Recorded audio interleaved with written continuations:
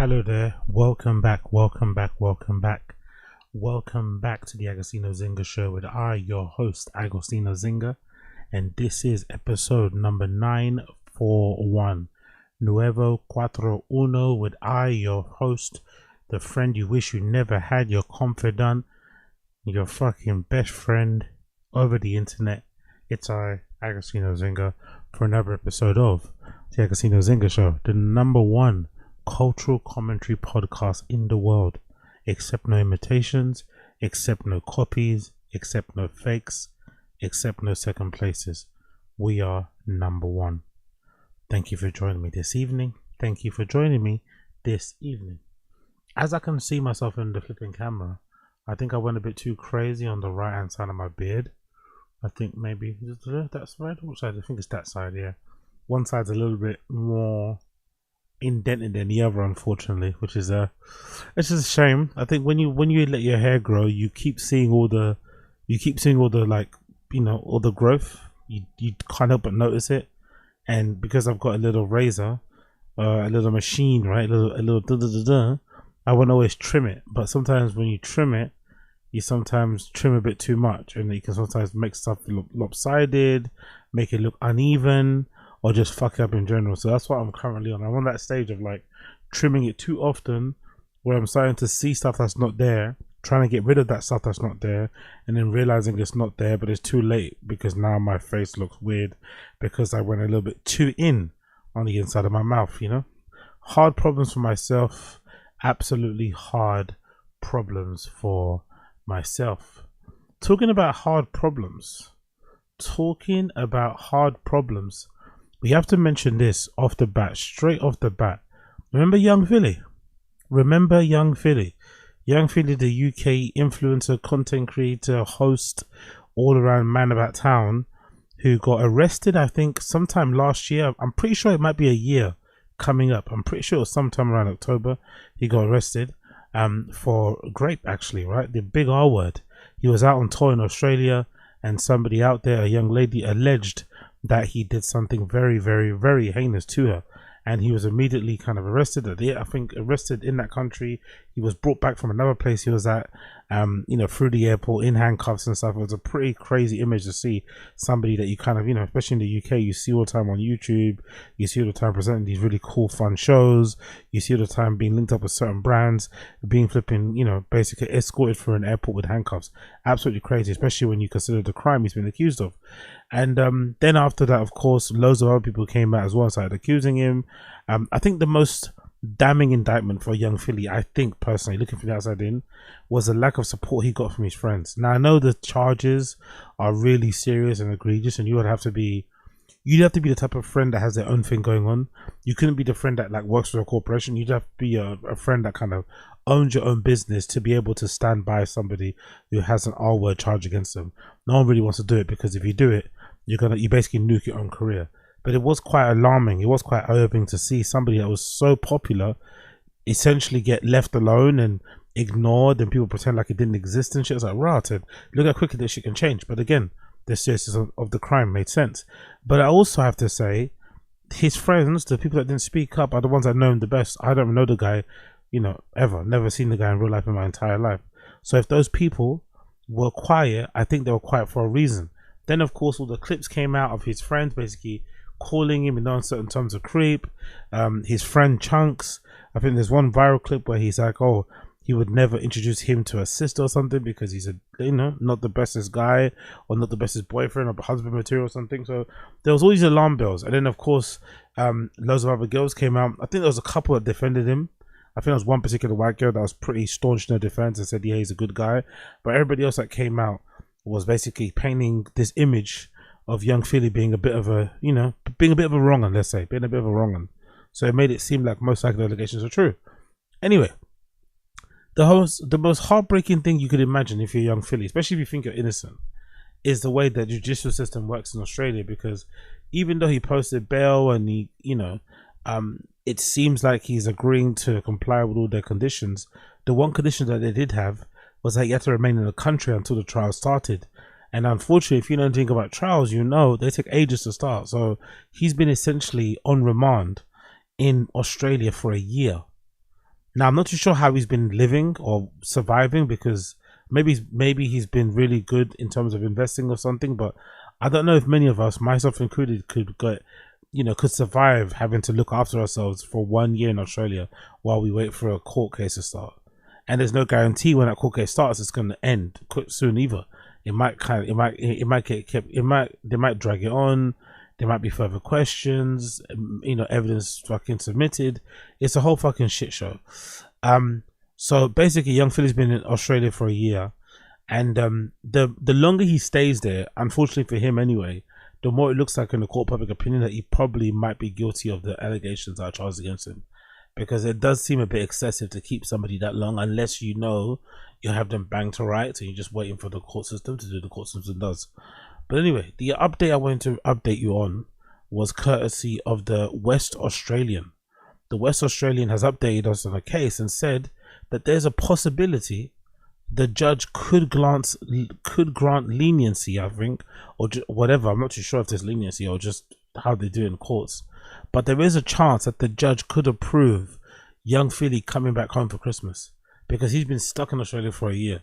So there's a possibility that they could be able to, loosen the restrictions, loosen the hold on him and say, hey, you can go back home for Christmas, which would be, I guess, a big win for him and his family to have him back at home and shit. But a part of me also thinks, if you're not guilty, just get the trial over and done with. Don't even try and go back home, Like, let's just get the trial done. Let me clear my name and go from there. Obviously, if you're guilty, you're going to want to go home because they can run as well just in case. But I think if that was me in that position and I definitely knew I was innocent, I just want to stay there and get it done with. I wouldn't want to go back again, because that place is already, tainted and has a smudge all over it because of what you went through if you think you're innocent and shit. Obviously, if you think he's guilty, it's a whole other story. But let's read the article regardless. It says, young Philly rape accused UK rapper Andres Philip Valencia Barrentos in bid to get home for Christmas. It says here, the UK rapper, I love how they keep calling him a UK rapper when he's not really a rapper and he's more of a host, but I guess he was on tour in Australia at that time rapping, so I guess that's why they call him a rapper. But I wouldn't really describe young Philly as a rapper. I'd say he's more of a personality, a public figure or something, but I wouldn't say a rapper really. But hey, we've all got our titles, we've all got our Mkeyz. It says the UK rapper fighting rape accusations in WA looks set to return over Christmas, with his lawyer clearing the first hurdle in seeking permission for him to leave the state. YouTuber known as Young Philly, whose real name is Andre Philippe Valencia Barrentos, is charged with 6 counts of sexual penetration without consent and has had to remain in WA ahead of the district court trial, which starts next year. Oh my god, the trial doesn't even start this year. The trial starts next year, so he will most likely, if he stays there and doesn't come back, he would have most likely been in remand in Australia for fucking 1.5 years nearly. Pretty mad when you think about it, innit? Jesus Christ. Within the 10-day proceedings set to begin on July 20th, he is now applying to vary his bail conditions so he can fly back to England, which prosecutors did not oppose at a hearing on Monday. Judge Michael Bowden said he now had to convince the court to approve the details of the proposed arrangement. The 30-year-old would only be allowed to leave WA to reside in an address in the county of Kent in the England's picturesque southeast. I'm guessing that's where his parents live, right? I'm guessing this Kent crib is probably where his family lives or something. That's him leaving court recently. And the mad thing as well is that I'm pretty sure one of his bail conditions is that he has to kind of sign in at the local police station every Thursday or something. I think it's every Thursday or every other Thursday, but it's a lot. He has to literally go to the police station every other week or something. It's a bit excessive, man. But again, considering the severity of the crimes, I guess it makes sense. Let's see. He would return no later than January 8th, when he would again surrender his passport to local authorities, but no departure date has yet been put forward. Judge Bowden told Barrentos' lawyer that this was needed before the variation could be granted, with the matter returning to court on Friday this afternoon. We do need to be fairly firm in the conditions we are going to impose. Under the proposal, Mr. Barrentos must provide a copy of his itinerary for the court and have his mobile phone switched on with location services enabled at all times. Imagine, right, if there's a play here. Imagine if he goes back to London, goes back to the UK, and I think he's originally from Colombia or something, right? And just ducks to Colombia, and if they have no extradition treaty, just disappears. Imagine. That'd be hilarious if he did something like that. Just decided, you know what? Let's just run and see how that works. If he does run, that would be, you know, all the proof you need that he's definitely guilty of the crimes. But we'll see how it plays out, I guess. That's him leaving the police station after probably signing in on that particular day. Looks like he's cut his hair. It continues. He's already had to pay 100,000 personal undertaking and is not allowed to post about the case on social media and must not go within 500 meters of two people whose initials read out in court. So I'm guessing those are probably the victims, or maybe a victim and a witness.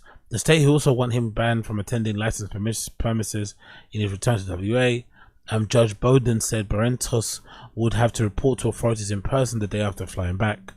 He had his bail renewed and did not speak with media call outside, where he once again whisked away in a black van. He made a diving motion with his hands. He pushed away through the press, and in court today only spoke to confirm his name, smiling when the judge mispronounced it. By the way, he's in oddly weird spirits, isn't it?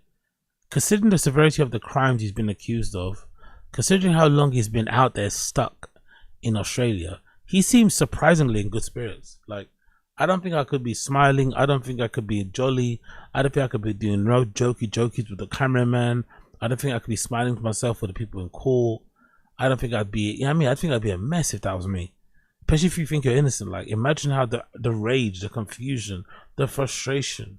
Obviously, if you're guilty, you're probably going to try to put a happy face on it and hope that could maybe, I don't know, alleviate some of the pressure, calm it down. I don't think it does really, but hey, he tried at least, I guess.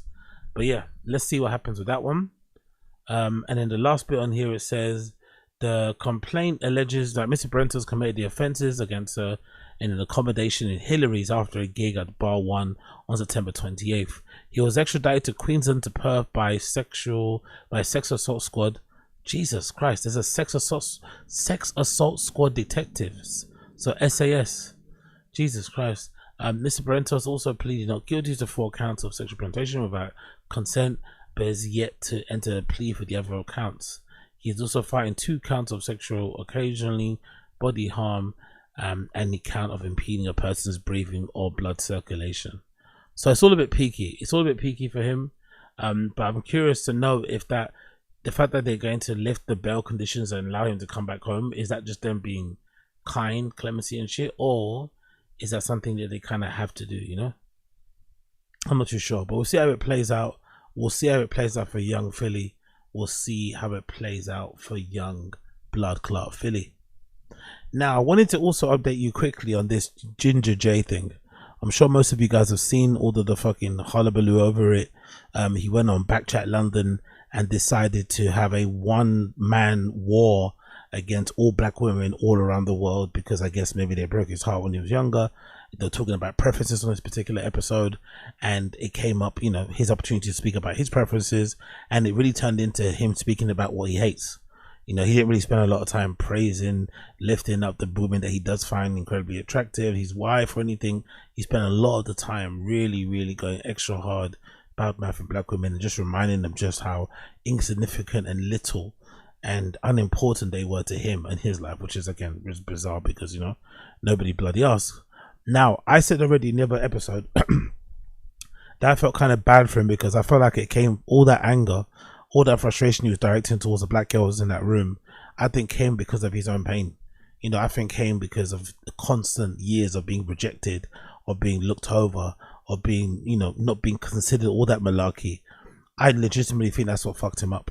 And I said in the other episode I have some sympathy for him because I can remember growing up and being, you know, a black kid that wasn't maybe the most conventional black kid in the world, who went out of his way to skateboard, went out of his way to wear fucking really crazy fucking cargo pants with tight t-shirts and DC shoes and, you know, fucking studded fucking wristbands and studded belts and all this sort of nonsense and fake earplug things I bought from Camden Market. I was one of those type of kids, right? So I can understand why someone like a, you know, Ginga Jay to an extent could have these feelings, because at the time when I was growing up and I was trying to get, you know, get some action, unfortunately the black girls that I kind of lived around or grew up with weren't that interested, which again is understandable because they're seeing a certain vision a certain representation of what a black man looks like through, I don't know, shit like Channel U and shit. And when I pop up wearing what I'm wearing, talking the way that I'm talking, it's going to be a bit different. It's going to be a bit weird. So I get it. But for me, the difference is that my sort of like inability to kind of bag the baddies, right? To bag some of the sisters out there back in the day when I was younger, mostly had to do with my inability to just bag in general. It didn't really have to do with what I look like. Looking back now, it really wasn't about, oh yeah, because I skate, that's why I'm not interested. Not really. I could have made him interested even if I skated. It's because I just didn't have it put together. And also when it happened to me, I didn't respond in a way of like hating all black women. I just knew that was, you know, in that particular moment of my life growing up, my look wasn't really the most desirable. Then over time it changed. And nowadays I feel like I get way more attention for black girls than I've ever done in my entire life. Mostly because, you know, people's preferences have changed. People become more open-minded, you know, whatever. Who knows? Maybe I just know what to say. Who fucking gives a shit? Either way, nobody should turn, you know, the inability to maybe be successful with women as an opportunity to just denigrate all women and take the piss and get super fucking crazy, super insulting, super just aggressive and angry and hateful. It's just not necessary. Anyway, all of that to say, now the dust has settled somewhat. Ginga Jay is out here talking about mental health, which I think is a real cop out. I think is in my opinion, for lack of a better term, I think it's a real pussy move. If you're gonna come on these platforms, if you're gonna come on these shows and talk real bossy, talk with real bass in your voice, talk with real certainty in a somewhat quasi Andrew Tate type of way, you want to say what you mean, say what you want to say, what you say what you mean type of shit. You got to be able to deal with the consequences of it. You can't just start screaming that, you know, you got mental health, screaming all this shit. It's not sincere. It's complete bullshit. It's just to kind of, again, protect you from all the fucking arrows that are coming after you. But if you're going to go on those shows and say what that guy said, which again, no one really stopped him from saying what he said, for the most part, you have to be okay with the consequences of how that will be interpreted and who's going to say something, who isn't going to say something. I think that's really important too, but I could be wrong. All that to say, Ginga Jay did get on his TikTok here, courtesy of the Shea Bar, and decided to talk about his fucking mental health struggles. Now, the funny thing is, I did try and check this fucking clip out on the Shea Bar Instagram account, but then I realized I've been blocked. I've been blocked by the Shea Bar Instagram account. I have fucking no idea why. It's fucking hilarious, but I still found the video anyway. So this is Big J opening up about his mental health and taking accountability, I'm guessing, for the things that he said on BKCHAT London. I had to take a break, man. My mental health took a big hit, bro. So I had to just take a break and just, you know, just get myself better rather than be in my emotions. Just be an adult about my shit and just be accountable. Be like, hey, motherfucker, take a step back because you're just doing too much. So yeah, so we're here now. Like, loads of people are monetizing off my name and these kind of things. So I brought it on myself. I've got to take the punches, I've got to take the shots, I've got to take whoever wants to shoot at me, I've got to take it, man. Exactly. I can't stay away, I can't just be out here just trying to like act like I'm hiding or like I'm just gonna stay away, man. It's not a bad thing to stay away. I'm here, man. I'm here. We're gonna do better. It's my fault for not being internet ready, for not studying the world that I'm actually in when I do that. I study environments. I despise this term internet ready. I think it's been popularized by Bouncer, but what he said there wasn't about not being internet ready. That was just a dumb thing to say. You say that in public, someone might slap you in the face too. Someone might shout at you. Someone might not be too happy about what you're saying. He's acting as if like that's just something that you don't bring on the internet. No, it's just something that you don't say at all. Like, you know, across the board. You say that in public around the wrong people and it might go left as well. That's not to say it has to go left in order to get the message, but still, it's like, what? This internet ready phrase is annoying. Like, can we just go back to being like decent human beings?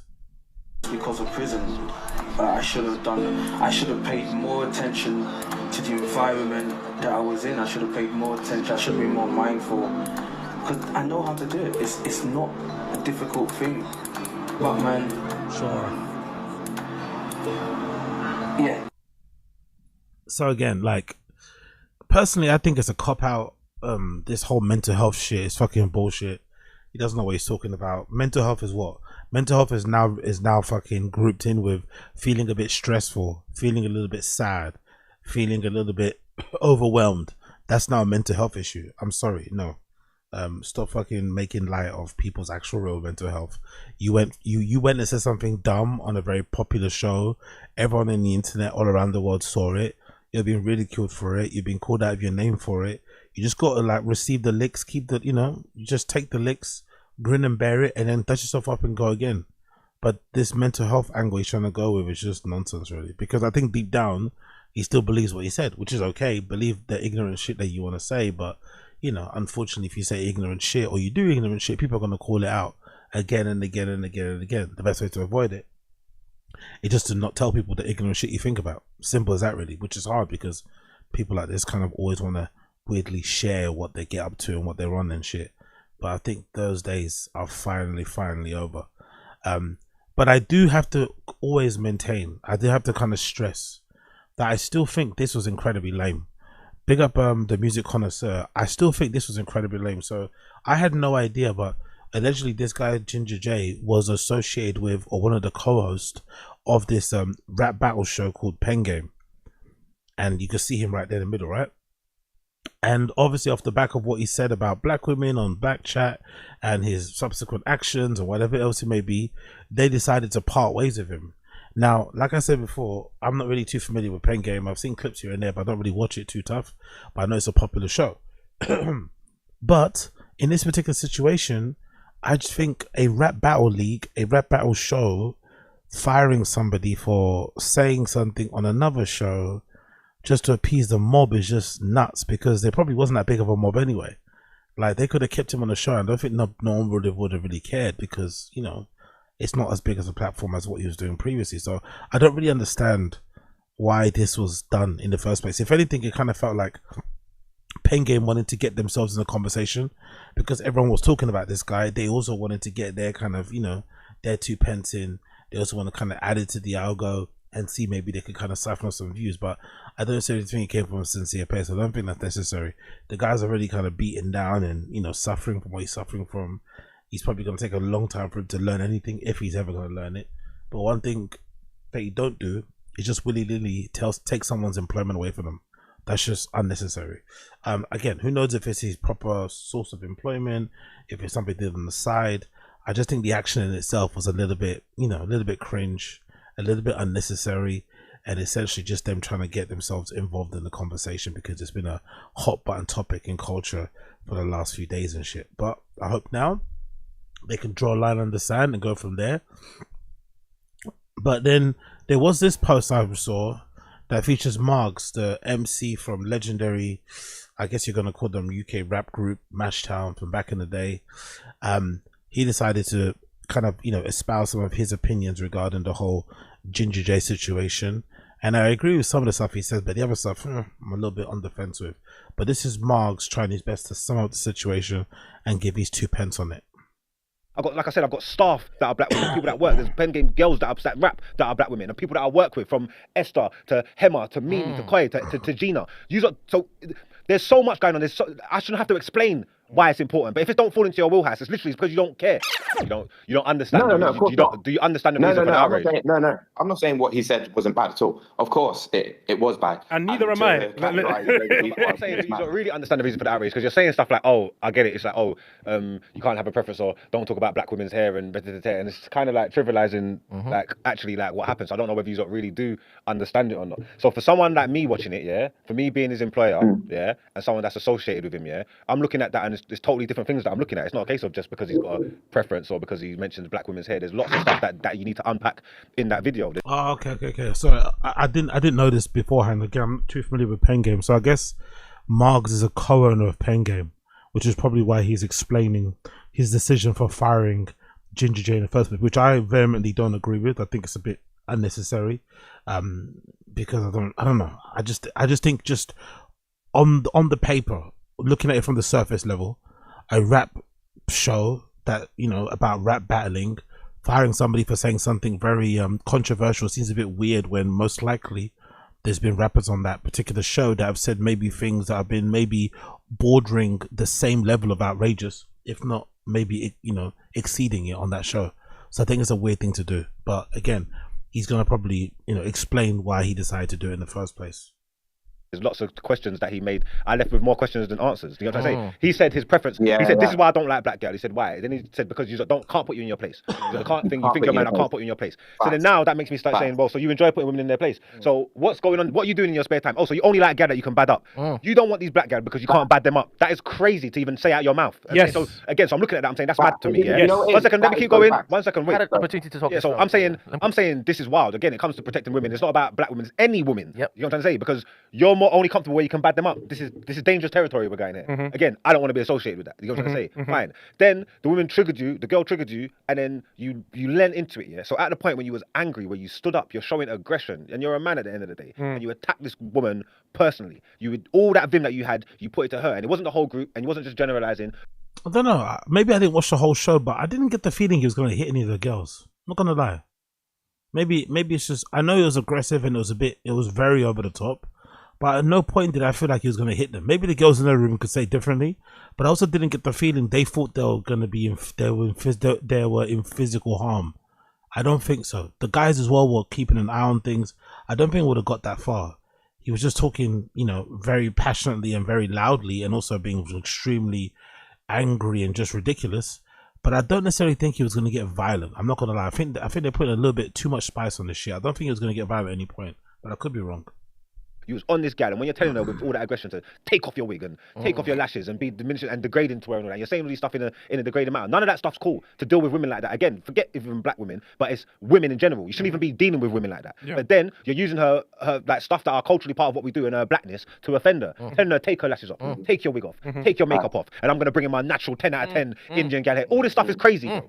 Like, it's crazy to watch. I don't want to be associated with that. You know what I'm trying to say? So you man asking what the big deal is. It's because you don't care. Because you don't feel that way. Again, or you're not having conversations. You don't have a presence of black women in your life to be having the right conversation with people.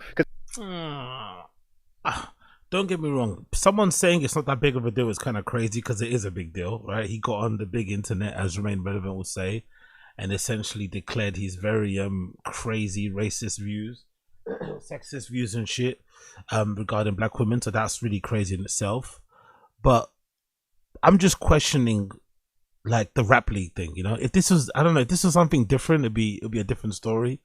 But it just makes me laugh that a rap league, a rap battle show, would fire somebody for saying something controversial or dicey or out of, you know, ludicrous or out of bounds on another show. It's just doesn't really make sense to me, unless maybe the rap PenGame show kind of prides itself on not being overly, you know, offensive and shit. That might be the thing. But I know for most rap shows or most rap battle shows and stuff, they kind of pride themselves on the idea of, you know, presenting that side of hip hop, that side of rap, where, you know, nothing is out of bounds. You have to have thick skin, you know what I mean, to be able to stand on that stage, because people are gonna say some really cutting things. They're gonna go online, they're gonna find things out about you, bring that stuff onto the stage. So I don't know, I just find it interesting that those guys can do that in the name of art, but he can't say what he said and not lose his job.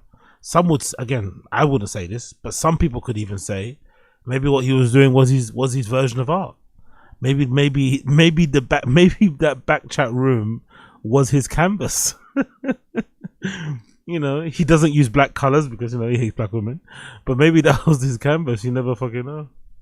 Anywhere I go is what I'm going to be doing. I've got a duty of care to support black women, from my mum, my sister, my cousins, my aunties. Like I said, I've got staff that are black women, people that work. There's PenGame girls that rap that are black women, and people that I work with, from Esther to Hema to Mimi to Koi to Gina. So there's so much going on. I shouldn't have to explain why it's important. But if it don't fall into your wheelhouse, it's literally... Okay, cool, man. You know, I guess it is what it is. I guess we'll see how it plays out. Like I said, I don't like the... Apologies for that. I don't like the mental health angle the guy's trying to go for. I think he needs to, you know, basically stand up and be counted for what he said. He said a madness. He went in there. I don't think he went in there with the intention of saying a madness, but when the opportunity came up, he decided to go with it. He doubled, tripled, quadrupled down on it. And only now, and you know, when it really got started to get really peak for him, did he start to like kind of walk it back and be regretful. But there was a time right after where he was really kind of, you know, walking around, sticking his chest out, acting like he was unapologetic and shit. But now that stuff has got real and he's lost some real stuff, now all of a sudden, you know, things are kind of changing and he's deciding to kind of change his tone about it. But I still think some of the other stuff that's going on around him is a little bit excessive, such as the losing the job at the fucking rap show thing, because, you know, nature of the game really. But hey, I guess it is what it is. I just hope that this time next week we wrap up this conversation and I don't have to hear about it again. I'm fed up, I'm pissed off. I don't want to hear about no Ginga Jay. I don't want to hear about no preferences anymore. I'm tired of this debate. I'm tired of this conversation. It's fucking doing my nutting. Please, for the love of God, let it go. Please, for the love of God, let it go. Talking about letting things go. Have you guys heard about the London tube strikes? Yes, I'm sure you've heard about it. They started on what, Sunday, I think, and they're going all the way until Friday. Essentially, the tube drivers and staff in general are striking because, if I'm not mistaken, they feel like they've been overworked. They are currently working 35 hours a week, full-time, which is pretty decent. Most places that I've worked at before, full-time hours are like 40 plus, and they are demanding that they work 32 hours only, so they're not as knackered.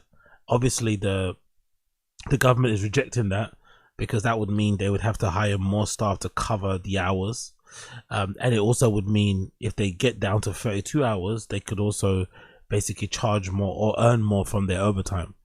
But essentially, you know, they ground the city to a halt. There's only 2 lines that are working, I think, the Overground and the Elizabeth line. All the buses are still running, but the buses are now overwhelmed because everybody that should be on the train is on the buses, and people are required to go to work still. So some of these pictures are pretty fucking crazy. People have decided to take all these pictures of people trying to get to work, getting home, and it's been pretty fucking crazy, all the scenes that have been kind of playing out across London. And again, it's just a reminder of just how ridiculous this whole situation is. This is another viral clip. This, I think, is from a few years ago, if I'm not mistaken. It features a driver of one of our London Underground trains. Somebody took a video of them, and the driver in the train, the lady in the train, is not only knitting, she's also watching something on her phone that's placed on the front dash of the fucking train, because the trains, most of them are kind of like semi-automatic or fully autonomous, whatever it may be. So these are really fucking cool. And then there's these pictures or video clips of people stood outside Liverpool Street Station queuing up, waiting for the gates to open, maybe, or maybe for the platforms to be clear. But either way, they're all queuing up maybe to go on the one line that's available, which is the Elizabeth line. Pretty fucking nuts. Then you've got this clip that features a bunch of people jumping on bikes, line bikes, their own pedal bikes to get to work. I'm assuming the streets are probably full of first-time riders who haven't really been riding much, but now that the trains are not running, suddenly everybody grabs a bike and needs that to go where they need to go to. And one of the most disturbing clips actually was this clip that features a bunch of people trying to force their way onto a bus. And as you can see from that image here, it's completely full, right? It's completely full. But this is what happens. You just have to do what you have to do to get to work. People are squeezing in as much as possible, trying to get every last squeeze in before the doors close so that they can, you know, essentially travel to work in some regard. And I've been there before. It's fucking wild, but it does work. You just force yourself onto the bus, you kind of get yourself in there, and as soon as the doors close, it kind of gives you a bit of breathing room for you to kind of go back to standing up again. But again, absolutely crazy scenes. And the funny thing about all this stuff, right, the funny thing about all these clips that you're seeing is that most likely, right, especially this clip here where you see everybody Liverpool Street Station heading outside or going to the Elizabeth line, one of the really crazy things about this sort of situations is that I could bet probably, I'd say like 70%, 80% of the people that you see in this video clip slowly but surely walking out of the station, walking into the station, they most likely have a bag that has a laptop in it. They most likely have a bag that has their work laptop in it, or they're going to an office to work on their work laptop. So there's no need for these people to be here. They could be working from home very, very easily. But, you know, a few years ago, a few CEOs decided that working from home was the greatest offense ever, and that people needed to return back to the office because the level of work and focus and stuff was not what it needed to be. So they decided to kind of implement this new thing where no one's allowed to work from home. And unfortunately, I have to blame my hero. I have to blame one of my North Stars, Elon Musk, for it. I think Elon Musk was the guy that started the trend or started the push to return people back to the offices. Because I remember when Elon took over Twitter, one of the things that people copied about him was him firing a bunch of people and running Twitter with a very lean kind of team. It led to a lot of issues, it led to a lot of downtime, it led to a lot of bugs, a lot of things, but in the end he was somewhat vindicated because Twitter is still running and it's pretty much the same, and it's got like, I don't know, it's got probably 10% of the staff it once had before, because they're just hiring people for the sake of hiring them. And everyone kind of looked at Elon when he did that. I was like, oh shit, maybe I can do that at my company. And you saw a bunch of other CEOs, a bunch of other entrepreneurs, a bunch of other Silicon Valley tech people were kind of implementing that rule as well. But like, okay, let's just whittle down our workforce, cut the jobs by 8%, and just keep the most, high performing skilled workers of the team and go from there. That doesn't obviously work all the time, but it's something that you see. So I remember when that happened. And then, of course, the work from home situation happened. And Elon was one of the big proponents of it. I think he started off the drive, if I'm not mistaken, with SpaceX, because I think at the time there were a few people working from home from SpaceX. And then obviously when COVID lockdowns kind of eased up and shit, he was very adamant in saying that or even on Twitter, Twitter and SpaceX, I think he was very adamant. He said, "Oh, everyone has to return back to the office. If you don't return back to the office," he basically said that basically counts as a resignation, and you get your severance and you're basically gone. And since then, a bunch of other companies have copied him, which is why you see everybody returning back to the office. But I generally don't think all these people need to be in the office. It should always be optional, I think, in general, because there are some people who do enjoy going into a physical office, who don't want to be cooped up in their home all day. They want to see the world, or see the city, sorry.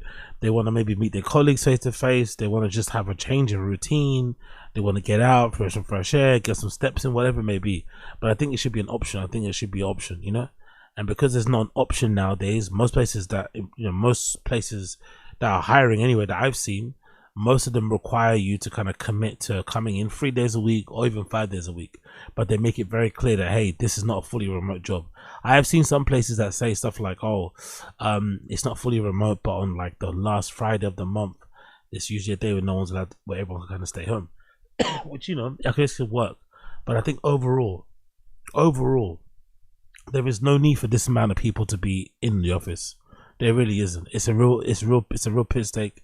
It's really out of order, and I hope they figure out a solution for it soon, because this is absolutely ridiculous. Absolutely ridiculous. Talking about ridiculous, right? This is a random clip to talk about, but I just saw this on my timeline and I thought I'd share. This is featuring Mike Thurston and Simeon Panda. Mike Thurston, most of you guys will know, he's probably one of the best, I think, bodybuilder, kind of influencer, content creator type of guys on YouTube. I've been following his content for time, off and on, for a long fucking time. His whole kind of crew of guys have gone on to do some pretty sick things. I forgot the names of them, but there's a few of these guys that he kind of hangs around with. I think one of the guys is from like Newcastle or some shit, but there's a bunch of them, right? These guys who kind of document their journey of working out a bunch, becoming bodybuilders, becoming PTs, influencers, whatever else it may be. Mike Thurston's gone really far now. He's got his own podcast and stuff that he does. He lives in Dubai, all over the world. He films really cool fun vlogs. Long story less long, he decided to go over, I think this is LA if I'm not mistaken, to visit Simeon Panda. Now the funny thing is about this Simeon Panda guy, I remember seeing his page pop up on my timeline ages ago, and I was like, oh shit, I remember this guy. And I remember him from a weird place, and I definitely remember him looking completely different from a time when I used to go to this really popular church back in the day called KICC in Hackney. It used to actually be around wherever the fucking Stratford Stadium is, in that sort of area, when it was all kind of run down and shit. We used to go to that church over there, and I remember Simeon Panda kind of being, coming to that church a couple of times, and he looked completely different, and he was on completely different timing. So it's pretty sick to see how he's transformed his life into what he's done now. But let me play a clip here. This is Coach of Made You Think 101. The caption says, bodybuilders Simeon Panda and Mike Thurston say they noticed at the age of 30 their bodies began to change. Is there an age where you notice things were starting to get a little You probably bit more... noticed it as well, 30. Yeah. Like I say 28 to 30. Like, it's like, oh damn. So for me, I was always lean, without any effort whatsoever. straight up genetics. Just before I even touched the weight, I had a 6-pack and I thought I was big, I was skinny, but but shredded, you know, just lean. Yeah. And then that maintained for years without having to touch cardio, just always diced.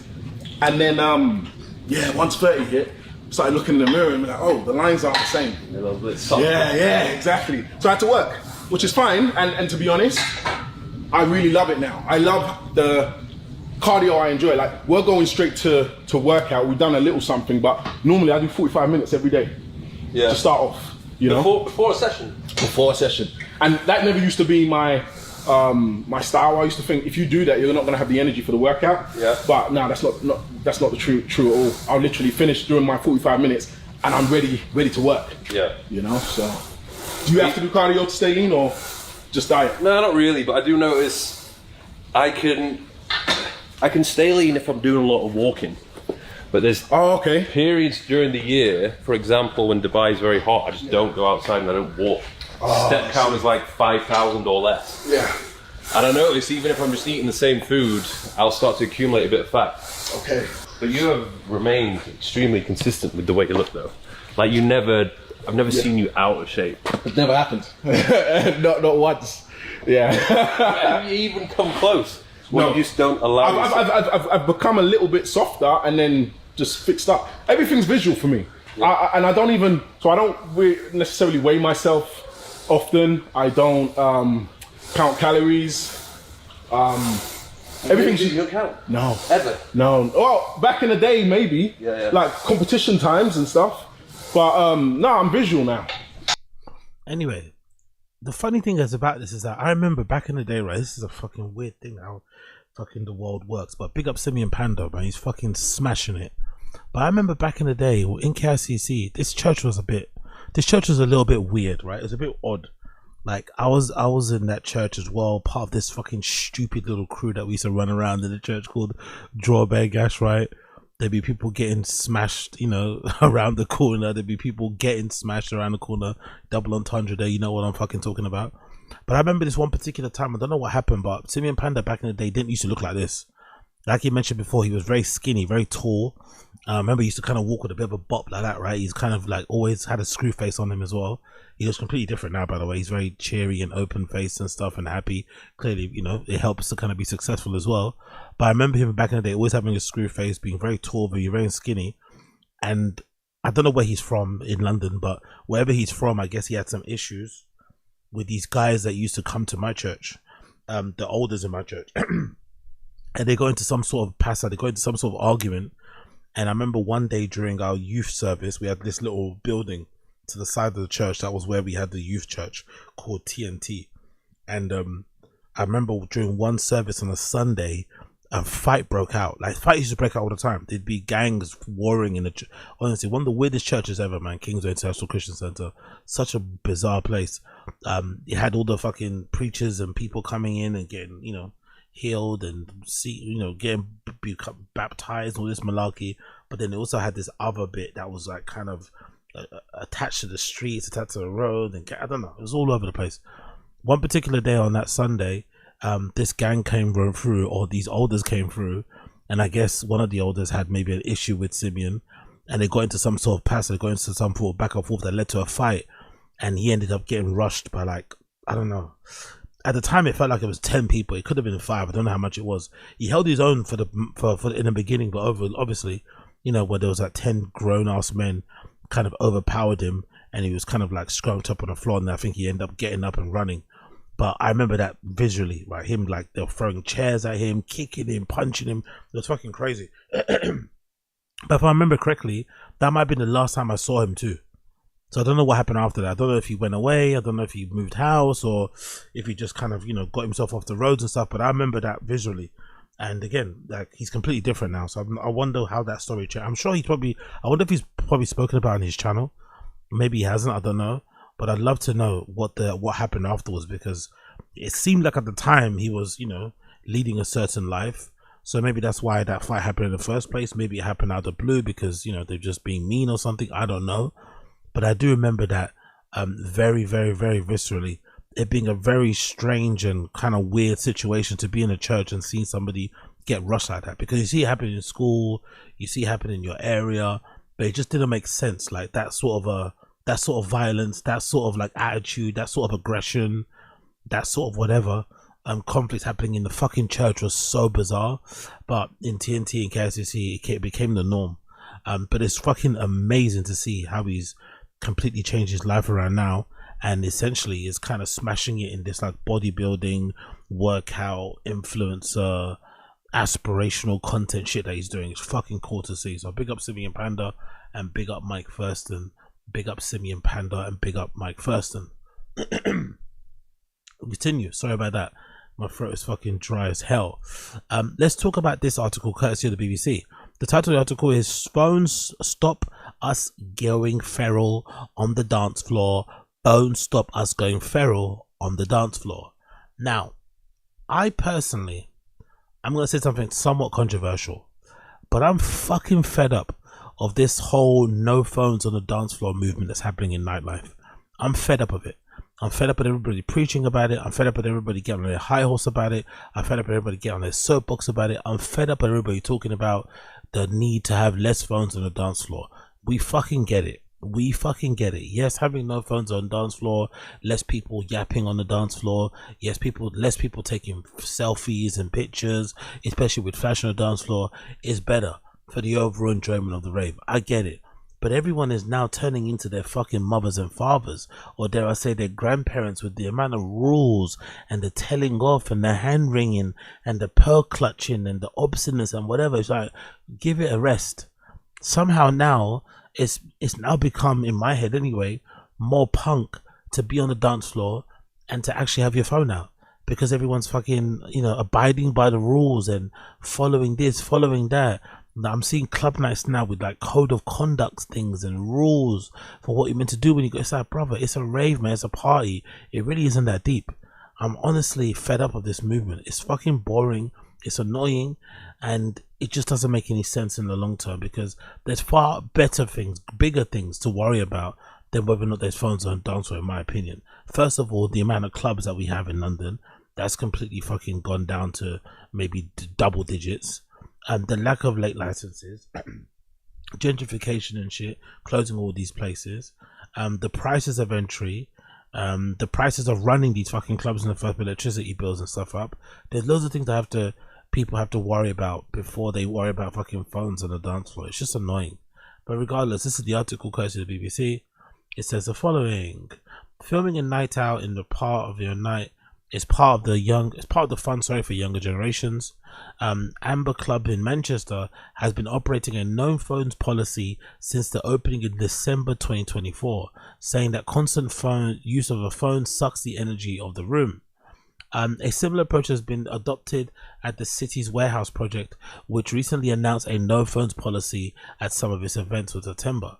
Bex Mavo, 31, who enjoys going out to concerts, said, "Phones ruin the atmosphere. You can't see the band. Nobody's living in the moment. At the concert, you need to be going feral." Yeah, I agree. It's important, but I also don't agree with this idea of like telling people what they can and can't do with their phones. Like, I'm not even somebody that ascribes to the whole using your phone on the dance floor. I tend to go out and leave my phone in my pocket, or dare I say in a bag or something. It's not that big of a deal for me. But I do really kind of, object to the idea of telling people how they can or can't use their phones. Like, you know what I mean? You're the best, you're not the boss of me. It's fine, ain't yours, for fuck's sake. But whatever, it continues. It says, but Kezia Jones, 25, told BBC she films at gigs and events to have the memory to show her friends and put on social media and show her family. Now, to be fair, to be honest, I think this Kezia girl is talking out of her ass, because I've also been to a bunch of festivals and concerts and stuff, and I can't remember the last time I took out my phone and showed my video to somebody else. Most of the time you're viewing it on your own, or most of the time you just forget about it. So this idea that, people are looking at it as a big deal, I don't think so. I don't think so. It continues, with a capacity of 10,000 at the Depot Mayfield and the event every weekend between December and December, the Warehouse Project is one of the biggest nightclubs in the century. Club night, in the century. In the video shared online at its events, the first thing that catches the eye is all the hands holding phones above the crowd. From September, shows in the concourse section of the club will be phone free, with clubbers required to place a sticker provided by the club over their phone's camera. And that's the funny thing about it that you learn as well when you go to Berlin, right? The phone sticker thing, it actually prevents you from taking your phone out of your pocket because you've got a sticker on the back of it. So it kind of renders one option, one feature of the fucking phone useless. So you just be like, you know what, I'll allow it. That's actually a funny thing of how it works, because you'd think having no phones in a club would mean they put all the phones in those little fucking pouches and shit, and you got to carry the pouch around. If you want to use your phone, you can kind of take it to a place and it unlocks it.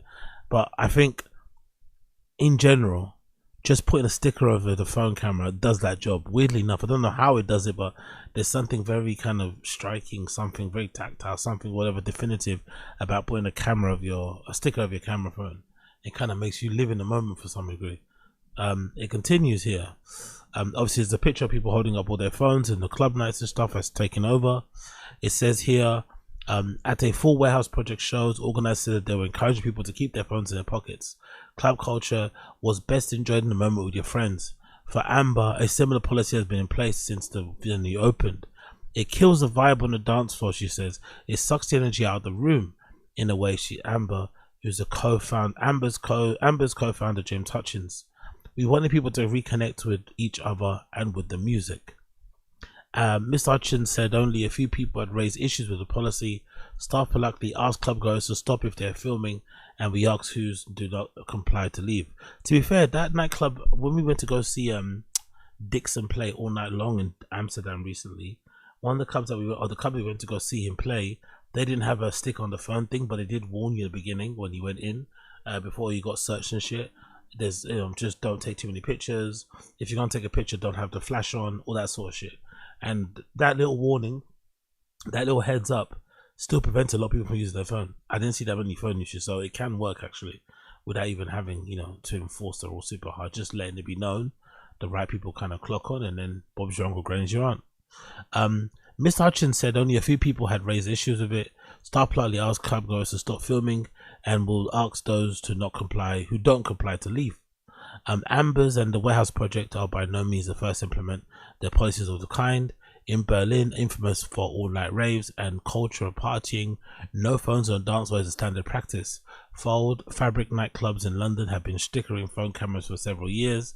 Elsewhere, but Fabric, no one really listens to that shit. Elsewhere in Manchester, nights at the White Hotel, encourage a phone-free atmosphere. An event organizers Soup Kitchen in the Northern Quarter often asks clubbers to put stickers on their phone cameras too.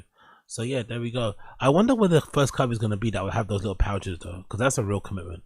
That I really want to see. Like, forget the fucking phone camera sticker thing. Let's actually put your phone in a fucking pouch, and if you can't get it, you can't get it. But if you want to get it, it has to be earned and shit, which I fucking love. I'm not gonna lie. It continues here, says, but why have clubs become so filled with their phones? Mr. Jones says, generally I'd like to be able to take pictures and acts of themselves if I was going there, but Anna Davis 22 said she thought a ban was a good thing and takes it back to what it was meant to be about. Harvey Stonebridge 26 agreed, pulling a phone ban a fun idea. He said filming from the iffy situation because there's a lot of private things that might happen in clubs. Exactly. But in general, I think the rampant use of phones on the dance floor or to record these club nights is probably to do with just people wanting to document and show where they're at. There's more people worried about showing people what they're doing, showing people the cool things that they do, as apart from enjoying the cool things that they do. They don't do the cool. Some people out there, most people I think, do cool things partly so that they can post it on their socials and shit. It doesn't come from a real place at all, which is the funny bit. They do it mostly because, hey, we just want to, make sure that motherfuckers know what we're playing with. So it is what it is on that regard.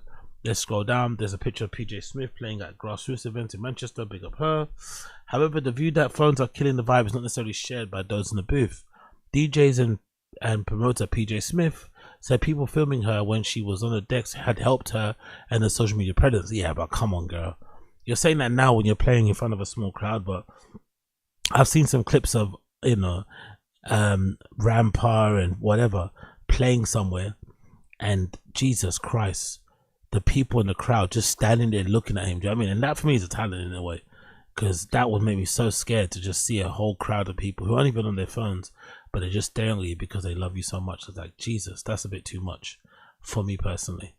But I also think this lady's a bit, you know, I think incorrect, because in my experience, playing somewhere or going to a place where they're really strict on the fucking camera thing, it can actually lend itself for a better set, you know, because you're way more relaxed.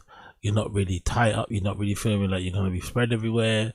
You're also willing to take more chances, you know, be a bit more free. I think it works that way. So I wonder if that's going to be a thing going forward, you know. That might be a thing. That could be a fucking thing. It continues here, says the industry is struggling. I can't always afford to take a videographer. I guess, you know, I guess you could maybe take it as like, oh, there are some people that are filming this shit. That's going to help you in my social media presence. But I don't necessarily think it works that way. I'm not going to lie. I don't think it works that way. You're better off bringing your own person to record some clips for you, as opposed to relying on the clips of other strangers to kind of get you going somewhere. It's like that. I don't think that's going to work that way, but I could be wrong. When putting on her own events as a promoter, she says she had never found phones to be an issue, but understood why it could be a bigger issue. She said, we're losing grassroots venues. Exactly. Big up PJ. She knows what she's talking about. We're losing grassroots venues at such a rapid pace. We need to be so focused on getting people to come out. Not to place, it's not our place to tell them what they can and can't do. Exactly. The phone camera thing of stickers is a nice casual thing to do. Let's not go that far, you know what I mean? The DJ and co-founder said that without phones, you can see people are really going for it and enjoying the music, which I agree. Seeing other clubs like Warehouse Project and Mint Warehouse in Leeds, who also introduces policy since it's great, adding here up to be a future of clubbing. Yeah, I love it. I get what they're going for. I get what they're going with. I understand the phones in the clubs are annoying. Trust me, I've been there. But I still think a lot of this is like, there's too many rules. There's too many telling offs. There's too much surveillance. It's just too much. I don't like it personally. I know the cameras are surveillance in itself, but I don't like it. And I would really like to see which club, which promoter would go the whole hog and decide to implement those pouch things and just say, yeah, here's a whole wall full of these unlockers. Here's the pouches. If you want to use your phone again, you have to go to this fucking wall. I think the Dave Chappelle one, if I'm not mistaken, with that phone thing that he does, where you can make people put their phones in there in a little fucking felt pocket thing that stays outside the room as well. I think the thing that makes that version genius is that obviously the little metal thing stays outside the room, but it's, if I'm not mistaken, there's also only one of them. So if you go to Dave Chappelle show, there's only one thing to unlock your phone with. So you have to really be sure you want to use your phone. So I'd like to see a club implement that too. I'd like to see a club implement that too. Moving on. Let's talk a little bit about Supreme. Big up Blood Clot Supreme. Supreme have just announced actually a collaboration with Yohji Yamamoto. The sub-label obviously called Wise. No, it's Yohji Yamamoto still, but regardless. And it features legendary artists from the Sad Boys. Blade, yeah, and the lookbook is fantastic. The items are fucking great. This might be one of their strongest collabs they've done in fucking a long fucking time. It's absolutely fire. This is the blurb courtesy of the Supreme website. It says Supreme has worked with Wise by Yohji Yamamoto on a new collection for fall 2025. The collection consists of a leather jacket, faux wind stopper, hooded jacket, you see all the stuff there. And it's available on the 11th of September, and it's available in Asia on the 13th of September. And it's all so good. There's not a single piece in this that I wouldn't want to wear. It all just looks completely hard. That leather jacket might be the one that people are going to go crazy over. And I'm assuming this might be 1,000 or maybe more. But this leather jacket is just crazy. This leather jacket is just fucking nuts. I love everything about it. Obviously you see it zipped up there as well in another color too. The faux fur jacket is my stand-up piece. Definitely something that I could see myself wearing, as is this web mesh whatever pattern it is on this jean suit that also comes in a long sleeve and a hoodie. Oh, GG Maya, so fucking good. The blood red, the 666 fucking sweatshirt, like come on man, you can't go wrong with this shit. You really can't. It's so fucking hard. And Blade, I think as well, helps to make some of this stuff look great. He sells it really well as well. I'm not gonna lie, so big up Blade. And look at the illustration on the back as well. Look at that illustration.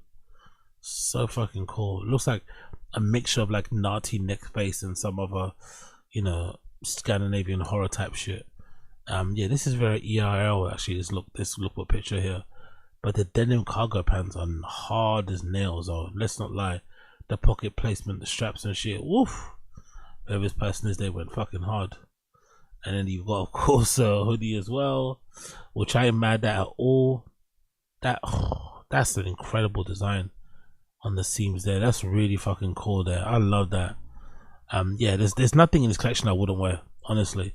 The back of that hoodie is fucking crazy. The artwork on there on the t-shirt is also pretty nuts. Yohji Yamamoto Supreme, TY standing for Tokyo, NYC you got there. You can't go wrong. That leather jacket is going to be a window, especially in black. And you got that faux fur windstopper hooded bomber jacket.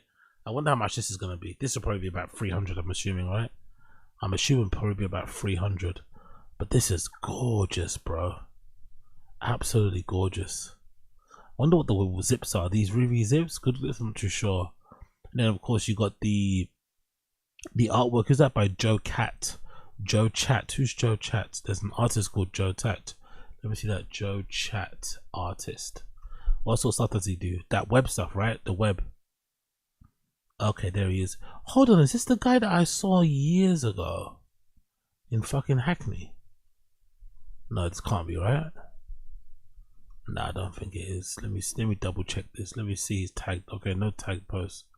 I wonder if this is because I remember one day I was in Hackney Central and I must have been walking down the street and I saw this guy in this crazy outfit. He was, he was riding a hammerhead motorcycle, right? And he had on, I think, the Supreme Spiderweb Dr. Martens on, 6 Supreme jacket. I wonder if he's linked to, I wonder if he's the same guy. He looked really fucking cool. I wonder if it's the same guy. Because he did have those spiderweb fucking Dr. Martens on.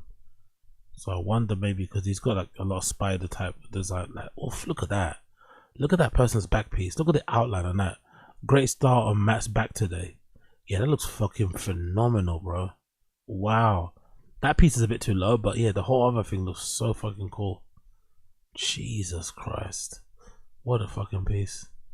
Big up him, big up him. Where was he? Supreme. So let's continue on. You got more pictures here of the jacket. I ain't mad at it. Denim work jacket. That denim work jacket shape is, it's gold when it comes to Supreme. They never ever miss or go wrong with that one. It also comes in red, matching jeans as well. You cannot go wrong. The cargos or the utility pants, the denim utility pants, kind of wild, but I'm into them. I'm not gonna lie. They kind of have the look of those raver pants as well, with these straps on the side. They kind of look like you can attach stuff to them to make them look like a skirt or something. So I don't know what's going on there, but I do enjoy this interesting pocket fucking placement here. Got the main pocket stuff. I do like this pocket placement here right at the front. That's fucking cool. And you got the back as well. It also comes in the black. Oh, this again, these reminds me of like 90s, early 2000 raver pants, or the type of pants that you'd wear if you were inline skating. Yeah, all black with matte with contrasting stitching on it, white stitching. The 666 sweatshirt, harder than hard. Oh, look at that. There's a really thick embroidery in the back. Looks a bit unnecessary, that. So there's that, and at the back there's Supreme and Y is what? Don't know what's going on there. Maybe they didn't get the file correctly. I'm not too sure, but it didn't work out on that one. It still comes in the blue, black. What else have we got here? We've got a zip-up shirt, also from Yohji Yamamoto. That's in pink. Hope it's in other colors. I want to check it out. And of course, the matching hoodie as well. The hoodie is so hard. That might be one of the biggest. I'm surprised they didn't make it. I wish they would have made the hoodie into a pair of sweatpants too. That would have looked really hard. But there's no sweatpants. There's no matching sweatpants, unfortunately. But I thought a matching sweatpants would go really well with these, but unfortunately not. And I also would have loved to have seen like a white stitch on the hem to kind of make that shit pop out. But you can't go wrong with these. You really can't go wrong with these. You also got the same artwork featured on a thermal long sleeve, similar to what I'm wearing right now. There's also a Star t-shirt. There's a Thinker t-shirt with art by Maggie Lee. You can't go wrong, man. The whole thing. Oh, look at that long sleeve t-shirt. Oh yes, please.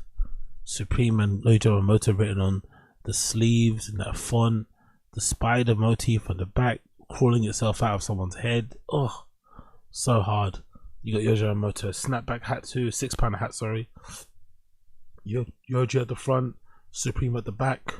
Same goes for the black one. I also love the addition of these two holes here. I'm not too sure what this is about. If this is tied to something, but maybe it's just perspiration. Who knows? But the holes on the side with the metal fucking rings around them, pretty cool. Matching with the denim.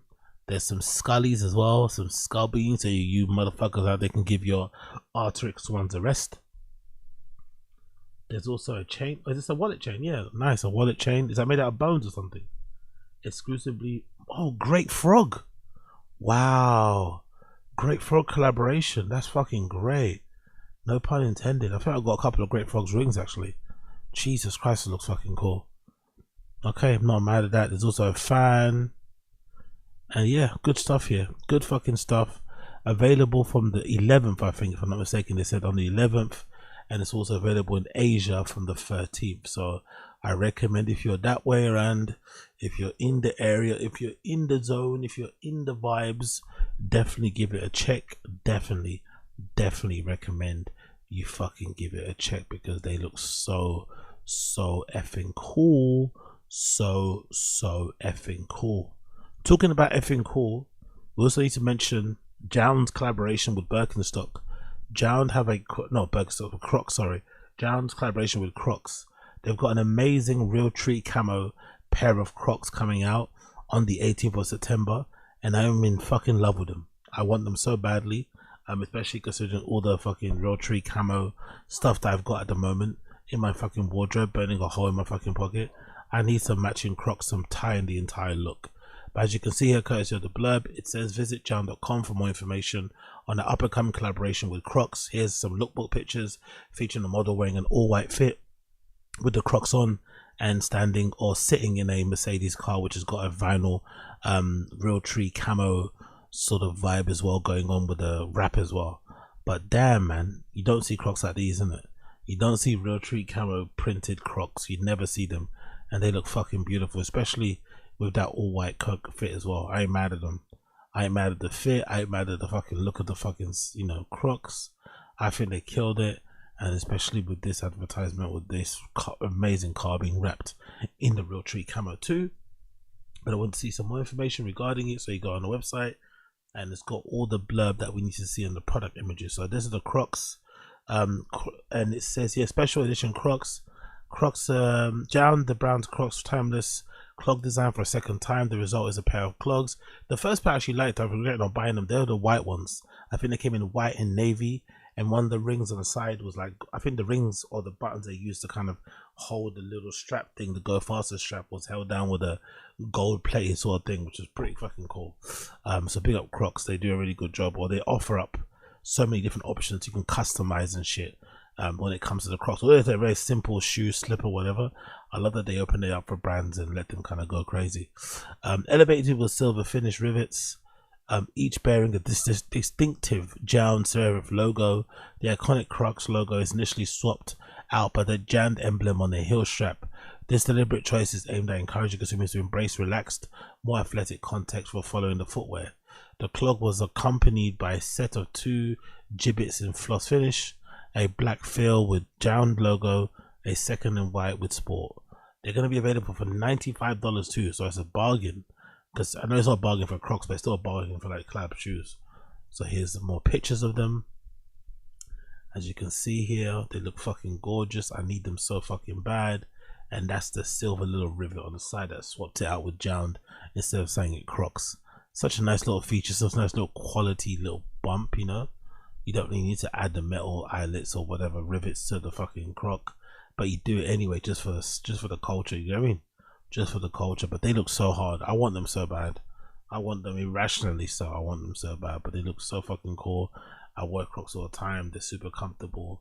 I'm not the person that wears them to the gym though. I've seen some people doing that. I'm not that far, but they're so fucking beautiful. I love them. I love them. I love them. And they're dropping on the 18th. I said it right. Is it 18th? I'm pretty sure it said 18th, or am I bugging out? Did I bug out? I said the 18th or another date? They're dropping it on Thursday the 18th. You get some closer looks at the rivets and shit. Closer looks at the quality. This is so well done. So big up Smack, you know, regardless. Really fucking well done. Nice little head space and room down the toes at the front as well. You can't be mad at that. You can't be mad. Nice fucking cushioning on the fucking insoles too. You can't be mad. You can't be mad. Big up JJJJound. Big up Crocs. Big up JJJJound. Big up Blood Clot Crocs. Okay, ladies and gentlemen, that has been the Axino Zinga Show, episode number 941. Thank you for tuning in to episode number 941 of the Axino Zinga Show. For those of you watching via the YouTube, if it's the first time watching or whatever, make sure you like the stream before you go. Subscribe to the channel. That'd be greatly appreciated. Those of you listening via the podcast app, you'll be hearing my tune of the day playing underneath my voice. My tune of the day is by this guy called Mkeyz or Mkeyz. The album is called Isoko 2, and the track that I'm playing of my tune today is an Amapiano album. Nice fucking vibes. The tune that I'm playing from this album is track 4. That's been my favorite. That's been a track that I haven't been able to get out of my head. The track that I've been playing all the time when I go to the fucking gym. It's fucking great. It's called Intsizi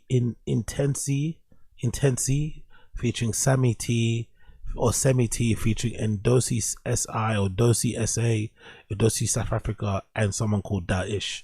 But the track is called Intsizi. You'll find the name on the description and in the description, sorry, playing with my voice. Thank you for tuning in to the Axino Zinga Show, episode number 941. It's been a pleasure to have your company, and I hope to see you guys again very, very soon. Take care for now. Peace.